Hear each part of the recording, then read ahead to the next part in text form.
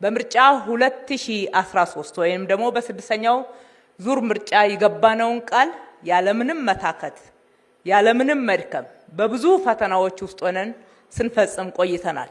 ይህንንም በማድረጋችን እጅግ በጣም ደስ ይለናል።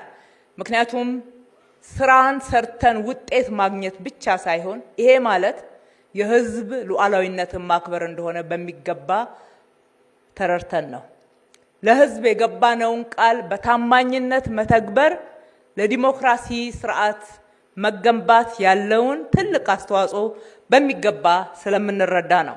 ለህዝባችን የተለያዩ ፈተና አጋጥሞናል የሚል ምክንያቶችን መደርደር አልፈለግንም።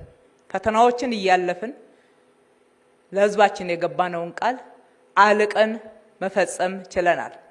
ዛሬም በዚህ ዓመት በ2018 በሰባተኛው ዙር ምርጫ ለህዝባችን ቃል የምንገባው ከተመረጥ በታማኝነት እጅግ በጣም በላቀ አፈጻጸም መልሰን ለህዝባችን የገባነውን ቃል ፈጽመን እነሆ እንደምንል ነው። ከገባነው ቃል አንሸራረፍም።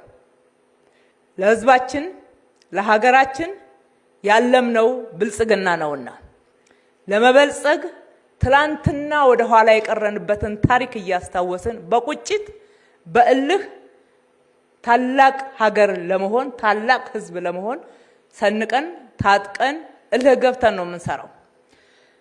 ዛሬም የምርጫ ምልክታችንን የስንዴ ነዶ አርገን ስናቀርብ የስንዴ ነዶ የመደመር ምልክት ነው። የስንዴ ነዶ የአንድነት ምልክት ነው።